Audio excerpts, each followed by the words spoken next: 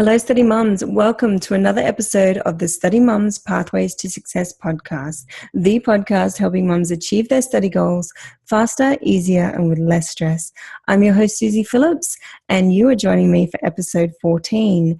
Now, in past episodes on this podcast, we've covered a lot of personal development and time management issues and advice and tools that you can use.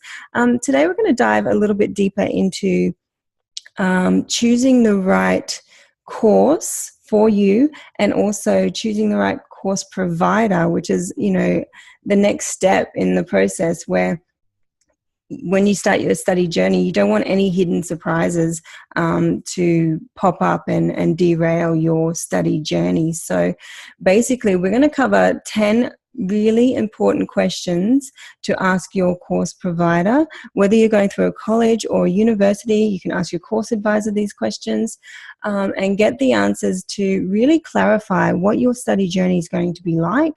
And as I said, make sure there's no hidden surprises there that may make this studying journey a little bit more difficult for you, to the point where you may not be able to finish your studies. So it's really important to get these questions answered. And for that today, I've invited along Matthew Reguson, who is a course advisor. And Matthew has helped a lot of individuals find the right course for them and within their budget as well. So along with that, we're going to talk a little bit about payment options and vet fee help as well. So I hope you get a lot out of this podcast episode, especially if you're just embarking on your study mum journey. And I'm hoping that this will make the transition into studying and help you on your way a lot easier. Okay. Hi, Matt. Welcome to the Study Mum podcast. Let's start off today just with you telling us a little bit about yourself. Awesome. Look, thanks for having me here today, Susie. Really appreciate coming in. Look, a little bit about myself is I'm a course advisor. I have been a course advisor in the education system for about 3 years now. Now, that's covered everything from short course in personal development in Australia and offshore. Then moving on to certificates like Certificate 1 through to 3. On to apprenticeships as well. I've done a few bits in apprenticeship space, so construction and a few things there, but then also moving into the higher education system, sort of touch base on the whole broad spectrum from start all the way through to finish. So yeah, I've got quite a bit of extensive knowledge on the whole space, and also some really good questions that, sort of need to be asked no matter whether you're going for a short course, or a higher level qualification like a degree. Great. Because I know it can be quite daunting for a lot of people when they first start out on studying, first of all, choosing the right course for them. And then secondly, also who's the right course provider to go with. Yeah, 100%. I think there's a lot of overwhelming feelings that come into play, when you're taking a big step like education. As I said, whether you're studying something simple or studying a qualification that is needed for that career role, like a nurse, for example. There's a lot of questions you really need to ask, not only yourself, but also your future self. So, are you getting into this qualification for the outcome you're wanting to receive? Is it a career outcome? Is it something you're doing for personal reasons? A lot of people, for example, study counselling, and it's not really for their professional self. It's more about giving them the understanding of how to deal with their own sort of emotions and things like that, whether it be for friends and family themselves, or virtually turning it into a career. So, right. Yeah, I'd love to chat about a couple of really important questions I think that you really need to be asking at all stages of the qualification, whether you're at the start, midway through, or further on, because there's a number of different course providers out there. There's nearly over 300 different course providers in Australia. So how do you narrow that down? And yeah, exactly. is very hard. And that's something I've been working on for the last 3 years now, is understanding what questions you need to be asking to make sure you have got the best result when you get into study. Right, that's fantastic. Now, look, I suppose the first one, I really talk about is your lifestyle factors. So Susie, understanding what you're doing in your day. A lot of study mums, they've got either part-time work they've got daycare they're looking after, they've got the witching hour in the day as well, so that tends to pop up all the time. And not to mention Murphy's Law, when we tend to start doing something right, there's always something that pops in there that sort of makes us overcome that challenge. So yeah, understanding what your lifestyle consists of each day will sort of understand what sort of qualification you need to go for in the sense of what flexibility do I need. Okay. So, on that note itself, if you're looking to do, say for an example, of certificate level, okay, you've got daycare 2 times a week, you might have the shopping in the afternoons and you might have a school run as well. So understanding, what time frames are you available to do your study? Some qualifications require 15 to 20 hours a week. Some require 5 hours a week. So, you really got to make sure that you have that amount of time before you get into study, because what I've found happens is people get into it, they're really passionate about the space, but then when it comes to the actual dedicating the time needed, they tend to fall behind. And when they fall behind, the overwhelming stress feeling comes into play. The family suffer from it, they suffer from it, and most importantly, the overall goal which they were trying to achieve goes down the gurgler. So ask yourself each time before you make that first step is, what commitments do I currently have? And how can I work this study flexibly into this lifestyle so a routine is in place and I'm achieving what I need to achieve, as well as making sure the family is still number one. Okay, it's always the thing on my first thing is your family comes first, and then fit everything in around that. If you can't do it, look, maybe there's some sacrifices you have to make, or maybe it's something you have to look for a provider that offers that flexibility you need. Right, yeah. So very, very basic one. It's something a lot of people overlook, is work yourself into that routine.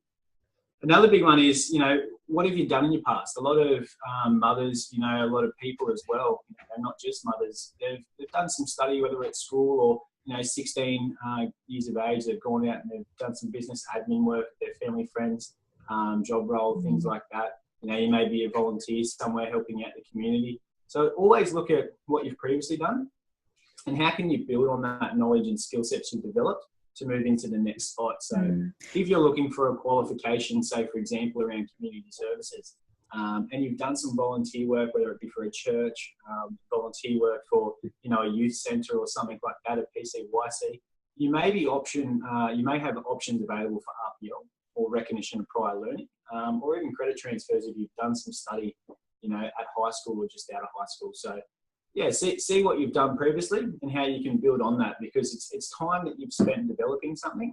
Don't waste it. Yeah, right? and I think with mums as well, they tend to forget that as well, don't they? Because as soon as we have children, like it's 100% focused there. I remember I even forgot that I like to eat mushrooms because everyone back at me likes mushrooms. That is a very great example of how you just forget, all the things that you're actually capable of, what you've done in the past, and doesn't matter how small it is either, does it? No, not at all, and it's something as basic as, if, for example, business administration, there's a career role there. And if you've just done fluffing around, with email writing, done spreadsheeting, if you've run the family tipping comp at home, and you understand how to use spreadsheets and you understand how to use Outlook and things like that, you may have that option. A lot of providers will look at that and say, right, you've developed some skills here. It may not be as in-depth as we require, so maybe go over it again. But then there's others who have, spent 3-4 years in a job role and then had kids, and then the focus has switched to the family life and the kids and things like that. Yeah. And then, as you said, they forget about what they've previously done because they feel like it's non-void, but they can use that information and that time they've spent learning those skill sets to either fast track their qualification or at least get some time taken off it. Yeah, great. Thirdly, I suppose, is the big one is understanding where you want to work. Okay, a lot of people dive into. There's 2 reasons people get into qualifications, whether it be improvement on their current career role, so like upskilling themselves, improving their role in the company, or 2, doing it for personal reasons. Now, if you're doing it for the first one, which is getting it for a career role or getting upskilled, really make sure that you're getting into an area that you are wanting to be in for the rest of your life. Okay, because there's a thing I always mention to everybody I speak to. As I said, whether they're on the short end or at the high end of the scale, is understanding you're going to spend 3/4 of your life working. Make sure you're doing something you love. If you don't find that this qualification is what you want to be, later on in your life, don't get into it, because at the end of the day, You know, I'd rather see someone fail at doing what they love than fail at doing something they hate. You know, it reflects back to the family. It reflects back to their own personal inner self. You know, and progress is what makes us happy, I truly believe. If we're making progress and we're continually making progress, we're going to be a lot happier person. So look for that career that you have a passion in, okay, and then follow that. And look, everybody's life changes along the way, so don't feel like, you know, just because you commit to it, you have to stay with it, okay? Things pop up in life all the time. I know for a fact I'm very motivated and driven about work and whatnot, but if that thing come up where a family member, you know, critically got injured or something like that, I'm dropping everything. Yeah, sure. Yeah. You know, so things come up in life that you need to make sure that you are, you know, working towards, but find the career you want to be in for the rest of your life and go all at it. Right. 100% in. Yes. And I'm sure you've done that, Susie. Yes, I have. Loving every minute of it, even the challenges. Exactly, you know, and I'm a really big fan of what you do. You know, you really enable a lot of study mums out there, and a lot of it. I'm sure there's people that aren't even mums, you know, who watch your podcasts and things like that, and see the value that you create for them, giving them the whole insights of what they should need. Yeah, well, yeah, it's born from my own challenges and my own struggles. So it's definitely a worthwhile cause, and that's what makes me get up early in the morning. Good to hear. Yeah. Early bird catches the worm. That's it. That's it. So big thing, as I said, you know, like if you're not looking for that, you know, when you're looking for that career, make sure you love what you're doing. But you know, if I just recap quickly back on the main things we just recently spoke about is looking at your lifestyle. You know, what sort of routine you've got available. Looking at obviously, you know, what is it that you need to be doing for the rest of your life, and what do you feel like you're passionate about. Look at RPL learning, recognition of prior learning. What have I previously done? But then the big question always comes in, and it's always the one that's on the forefront of everyone's mind, is the cost of the course. Right, of course, yes. Everyone's budget's going to be different. Exactly right, you know, and that's great news because, you know, the government have got a number of different, depending on what level of qualification you're going for, they have a number of different funding options that people can take advantage of if they qualify. So there is criteria around that they need to make sure that they are meeting. But at the same time, you know, look at your financial position and say, you know, am I able to pay for this course up front? You know, do I believe it's going to be better doing a payment plan? Or do I qualify for some government funding where I can get that assistance to help the qualification get paid for? Now, it doesn't bring that financial burden back onto the family, you know, and then once you're actually into the career role and you're working through, as some of the funding options set out, is when you'll start to repay the tuition. But yeah, look at the qualification length. So the short courses generally have, you know, payment plans or upfront payments. Not many of them will have government assistance. But then when you move into your certificate 3s, 4s, and then onto your diplomas and degrees in higher education, that's when the funding assistance sort of comes in. So as I said, look at, you know, your lifestyle, then look at obviously, you know, your RPL, look at what you have future role, and then go, right, well, what qualification do I fit in? Am I in a short qualification? Am I in a certificate? Yeah. And then what financial assistance do I need to put in here? Or what way do I need to go with the funding options? I know a big question that some mums have, and perhaps you could shed some light on it as well, about, you know, the certificates and the, you know, the cert 3s and 4s and the diplomas. There's always that sort of obscurity about, you know, is it worth doing a certificate for? Will I get into that qualification, you know, or should I just do a diploma, or am I overdoing it for what I want to do, you know? Yeah, and look, as I said today, I think there's a couple of things. A qualification is only as good as the training provider delivers it. Right. I'm a very big believer in that. But also it comes back to the student as well. You know, the content of that training could be absolutely, you know, tenfold. Could be 100% better than 100%. But if the person is not willing to learn that and put the commitment time into it, they're not going to get what they need out of the qualification itself. So, you know, I'm a big believer in not saying that a certificate's not going to get you anywhere, or a diploma is better than a certificate, or a degree is better than a diploma. You know, I think there's a couple of things you really need to look at. One being the career role you're looking for. What qualification level do I need? Okay. Someone, for example, who's looking at, you know, nursing, surgeon, dentist, you know, along those lines, they're going to need that higher level qualification, you know, to actually gain that career role, you know. But with somebody who, for example, you know, who's looking for a leadership role or a management role, there's a number of different certificates and short courses out there for personal development that can give you those skill sets required, to get into that career role and be successful in that career role. Yeah, and going back to the prior learning as well, recognized prior learning. Yeah. Why go and do a degree if you've already got experience, you might be able to. Exactly right, Yeah. And look, I've seen a lot of people utilize short courses, okay, because it's the knowledge and the skill sets that the training delivers. It's not so much that piece of paper you're holding, unless you're, an engineer or a dentist or a doctor. They need to have that piece of paper. Yeah. But for somebody like in a career role that doesn't need the qualification or actually be what they need to be, okay, I'm a big and strong believer of finding the skill sets. Okay, short courses have some great skill sets in there. The thing is, the employers out there are looking for people who can improve their business, improve their team. Okay, and that comes from the knowledge and skill sets you retain, not from the piece of paper that you can show them. Sure, of course, yeah. So, yeah. When it comes to certificate levels, diplomas, I'm a big believer in, try and find the qualification that is a higher level. It does look better, but at the same time, make sure you put your 100% commitment into doing that, because it's the skill sets and the knowledge that you develop from that is what you need to take on. Right. Yeah. So we're not just doing it as a hobby. We're going to have to apply this information at some stage. Exactly right. I remember in high school, I was, a child that always questioned, why would I ever need to use this in my life? Algebra, for example. I think we've all done that. Always go threw my hands in the air in maths and went, Miss, why would I have to use this? I'm not ever going to use this in my life. Turns out when I left school in grade 10 and become a refrigeration air conditioning mechanic, I needed that for the actual gases, the equations and things like that. So it was so funny how I thought I didn't need it, and I didn't apply myself, and then all of a sudden, one of the most critical parts of my life, I needed it right there. So that's why I say, put 100% commitment into whatever you're doing with these training modules, because you're going to learn something that may not be for right now, maybe 5-10 years away, or it might be to pass on to your children.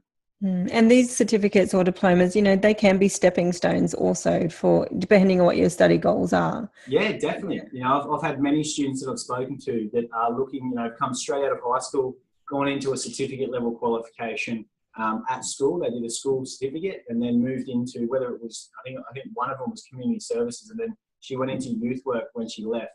Now, she was doing the youth work diploma so that she could actually get a social degree in university. So she didn't have the marks in school to be able to get there instantaneously, and she didn't feel up to a degree level straight out of high school. So she thought she'd take a step back. Instead of taking a gap year, she stayed a year in a diploma level, which actually got her credit transfers into the university.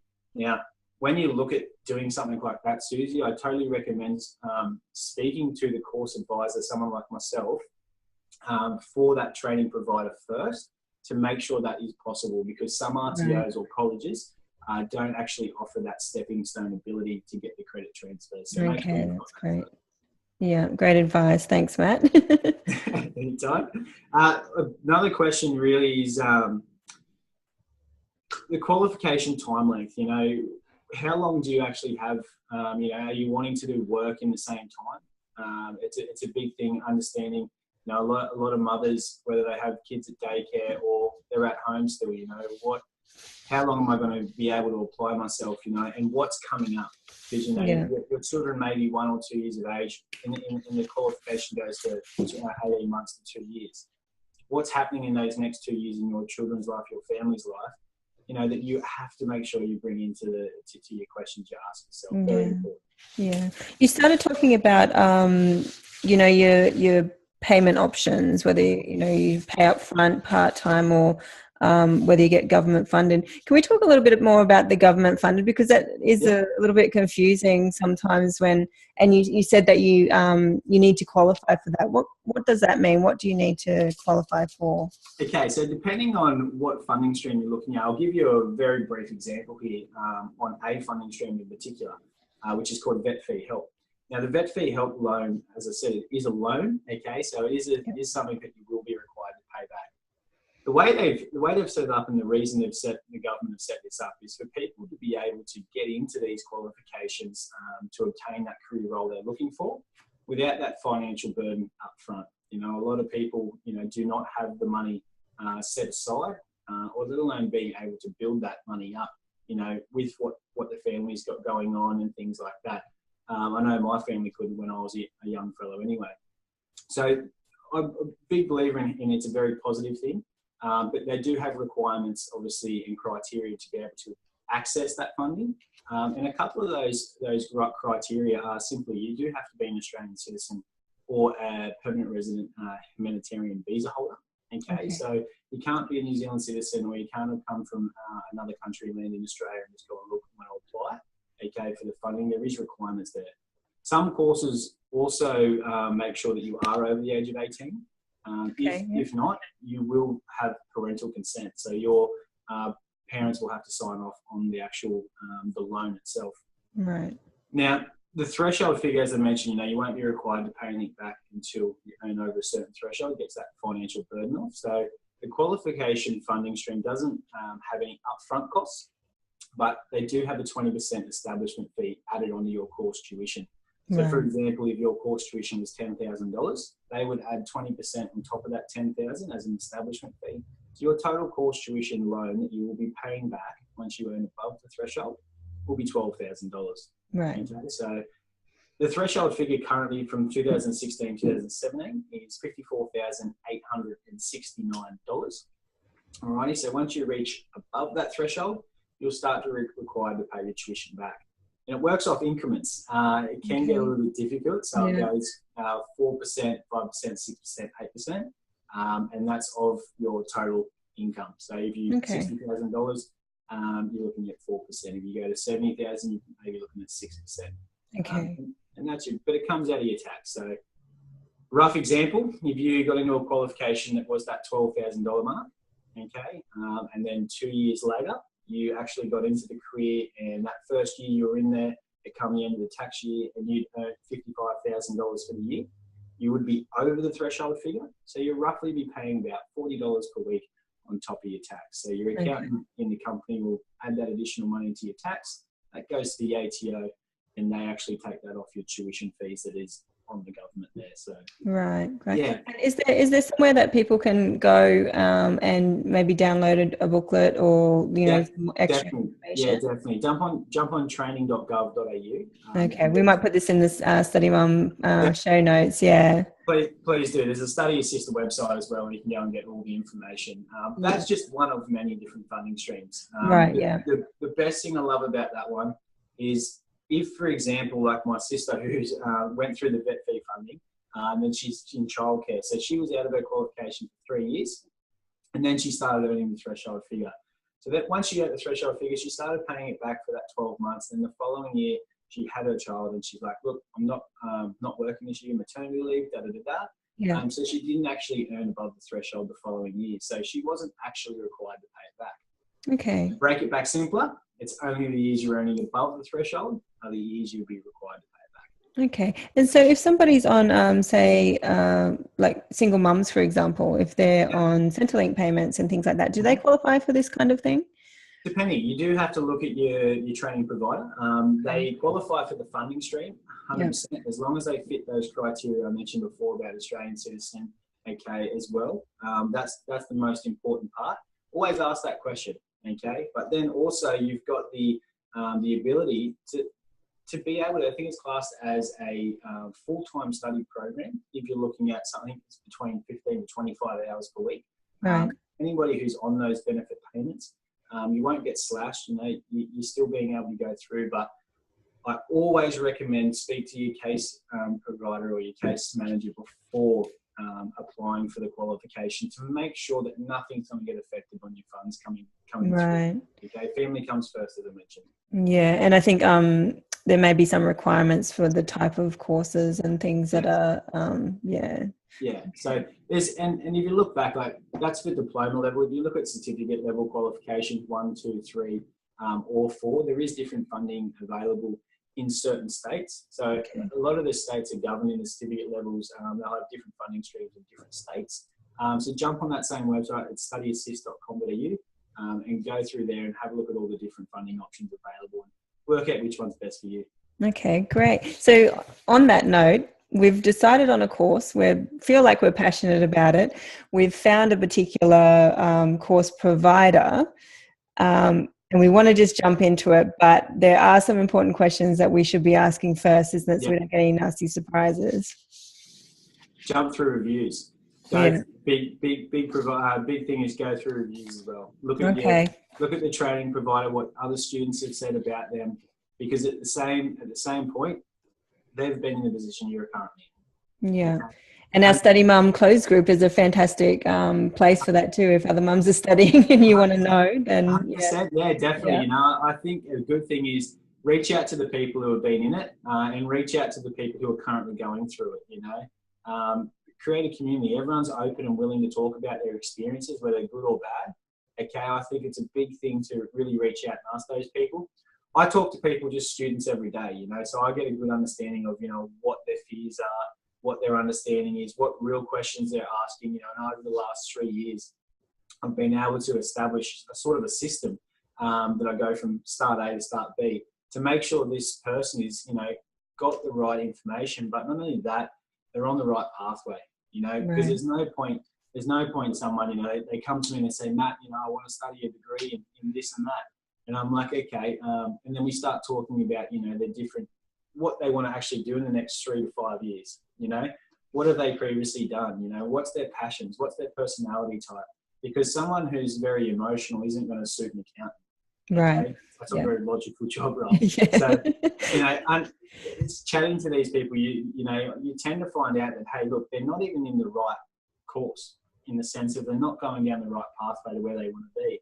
And that leaves them in a position where if they just went out by themselves and did that, they've either got themselves a loan, a debt, or even simply paid up front for the qualification that they technically don't need, where they could have went through a shorter qualification, or one that more suits the direction they're wanting to take at a cheaper cost. Might have been a certificate or a short course, so really have a chat to as many people as you can about what options are out there, what option did they take, what questions did they face, what was their problems they faced, their good things they faced. And at the end of the day, you'll always have fun doing it. I think that's a pretty good point. Yeah, just on that note, when I wanted to study coaching, I did exactly the same thing. I actually Googled a few coaches in my area, not just students, but people who are actually working in the profession. And, they're so willing to just have a cup of coffee with you and chat about what they do. One, because at that particular profession, they're in the helping profession, but people love to talk about what they do. So, I urge study mums, don't be scared about just contacting people in your local area, having a cup of coffee, finding out what it's like to really work in that industry. I love it. I'm going to give you my email address, Susie, to post up here later on as well, because if they feel like it, I'm more than happy to receive emails and whatnot. I'll happily reply. The thing is, for me, I'm about seeing people achieve what they want to achieve. I think education is a massive part in our world, and like you said, reach out to people that are in the career industry. Not only reach out to people that have studied the course, reach out to people that are doing the career well. Yeah. And you see, I think that's very important. Exactly. Yeah. And I think you've nailed that on the head. Yeah. So what are these questions and things that we need to find out from these course providers? All right. Big question about asking course providers is, how long have they been around for? Like, what qualifications did they start with, and how long ago was that? A lot of companies, for example, some of the high level qualification companies have been around for 10, 15, 25 plus years, So understanding where they started from. See, a couple of colleges that I know off the top of my head, I won't mention their names, but they started in the financial services industry, right? They had developed 2 courses in that space for finance and mortgage broking, as well as finance and accounting. Then they started, after their 5 years of being in that space, they started really developing further courses and bringing other training into it. So they started doing business and they started doing leadership. So they expanded out their knowledge. So understanding where they started is really a good question to ask, because it shows you where their passion first was. Okay. Where their bread and butter first was. Because there are scary stories, aren't there, about course providers, which I think puts a lot of people off. We've heard these people doing courses and then they've been shut down and things like that. Yeah. So it's really important to get that background information. Very, very, very much so. And I speak to unfortunately quite a lot of people who have been in that path now. A lot of things happen in the apprenticeship space. A lot of things have happened in the higher education space. So no matter what space, look, there's always going to be those shonky people out there, the cowboys that I call them. Unfortunately, it's so hard to overcome that. But look, the questions that you ask them can sift out that and sort of alleviate that fear. Look, I feel you're going to be in the right spot. But yeah, definitely jump through reviews, ask them how long they've been around for, do a good background research on that training provider, and make sure, somebody who's been around for 4 to 10 years, okay, you can nearly guarantee that they're still going to be around for another 4 to 10 years. Because essentially you're interviewing the course provider as well. I think a lot of people forget that, even if you're doing your fee help, and so you're not paying anything up front, I think people get excited. They're doing the course. They're so excited to be accepted by that course provider. Oh, they're letting me come and study there, and it's so exciting. And then you forget that you're actually paying for a product, and that it's really important to interview them as well. Are they suitable for you? Be excited about being accepted into that course, but also understand that at the end of the day, you're paying good money to study there as well. And I think that's something, that was something I didn't feel like I did for a long time when I was studying. I was jumping through hoops for the college until I went, oh, hang on a minute. We're supposed to be doing that for questions about this. I can actually cater this to fit into my lifestyle and to do that. So, yeah. And find the people that are willing to work flexibly, and what I mean by that is their trainers, okay? Because the trainers are the ones that are delivering the qualification.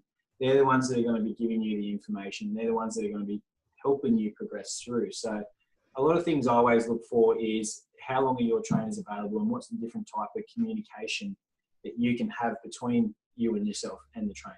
Okay, like a lot of colleges will offer email, phone call, text message, Skype. Also, they'll set up webinars every now and then. So, there's chat forums as well between the different students as well as the trainer. So find somewhere where you feel, a lot of people don't like talking over the phone. A lot of the generation shift has gone from talking over the phone to typing a text message and communicating through that way. So where you feel comfortable communicating the most, I really believe you should portray that at the start. Okay, so the training provider knows how to work with you and on your best learning methods and your communication strategies, because you're sitting there on the phone, you might have 1,000 different distractions going on at home with the kids and things like that. Whereas if you're doing it through text, you can sort of come in and out, and still get understand what communication is. Exactly. Yeah, phones don't work for me. Computer didn't for quite a long time, but we're getting there. That's good, So yeah, work out what's the best way for you to communicate. And like you said, Susie, I think it's very important that everybody understands you're interviewing the training provider, because at the end of the day, as I said, there's 200 plus training providers out there. There's one of you. Right. Make sure you do the best for you. Yeah. Wonderful. And so, isn't it? Yes, I know there's a lot to absorb. Sitting there, yeah. Look, it's I'd love to be able to. I'm not sure whether you can do this for everybody out there, but I'd love to put sort of like a little PDF with the questions on it. That'd be fantastic. That way, I suppose everyone can access it at all times. Save actually listening through my voice for the last 4 sort of minutes on it all. But yeah, look, just a quick recap. Interview the training provider itself. Understand how long they've sort of been around for. Get those reviews. Understand those reviews. Look at what different funding options they have available. How do their courses work? Are they flexible? Are they online? Are they in campus? Are they blended? What strategies do you need to do to learn best? I'm a very visual learner. So for me, classroom study or video tutorials is what I need to learn the best way I can. Right. A lot of other people, though, tend to be able just to sit there online, self-motivated, and do it themselves. Okay, so. And one of the questions you have here as well is about, is there any time or flexibility with extensions for any reasons? And I know as mums, there's a lot of reasons. Number one, yeah. So I actually love that question. Look, I put it towards the end. The only simple reason being is because it is probably the last thing you want to be asking. In the sense of, if you feel like you're happy with the training provider, you're happy with their reviews, you're happy with the funding options, you're happy with the flexibility, okay, the last thing you need to do is go, right, what happens if this, or what happens if I do that? because at the end of the day, like I mentioned at the start, is witching out, as you definitely know.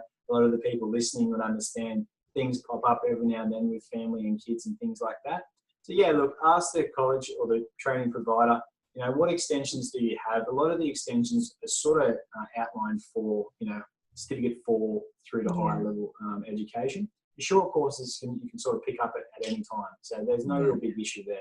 But with extensions on the other ones, ask things that pop up. A lot of training providers will give extensions for, medical reasons, family reasons, there's a very unfortunate event that's happened in the family, and things like that. So always put that on the forefront, because if you're doing a qualification that is 18 months long, you don't know what's going to happen tomorrow, let alone 6 to 12 months. And I think knowing those guidelines too, it eliminates a lot of the stress when you know what your options are. If something comes up, you don't go into panic mode straight away and sort of get that overwhelmed. It doesn't feel pleasant, even when you get to that stage.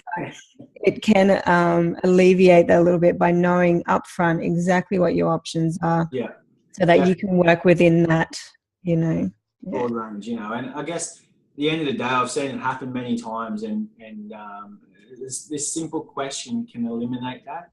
Okay, I've seen people get in the study, they get 12 months into an 18-month course or a 24-month course, have a death in the family, rocks their boats as it does everybody. They start going through grief, they get left behind in the class. Now they're a month behind, and then all of a sudden they're like, oh no, then they put their hands in the air and they give up. And that's the last thing I ever want to see someone do. I'm a very passionate person when it comes to not giving up. I really believe that's the last resort in anything. So look, understand what extensions you have available if that unfortunate thing does come up, or something pops up 12 months from now. You want to make sure you've got options and scenarios ready to go. Okay, great, Matt. Well, thanks so much for your time today. I know you're a busy man. You've got many people to help find those courses that they need to get into and start studying. So I'll let you get back to that today. Thank you so much, Suze. I really appreciate you guys having me on here today. And I hope everyone got some value from this. I'm sure they did. At any time, as I said, feel free to drop me an email with any questions you have. I'm more than happy to help. Yeah, and we'll have all those links on the studymum.com.au website with the podcast and the show notes. So I hope mums make sure you like and share this. Oh, definitely. And join our Study Mum Closed group on Facebook. Maybe we can get Matt on there sometime and answer a lot of questions that all you mums. Hey, if you've got a chat forum, Susie, and they've got a live stream of people flipping through questions, hey, tell me when and where, and I'll do it. Wonderful. That sounds like a plan. All right. Thanks, Matt, for your time. No, Giles. Take care.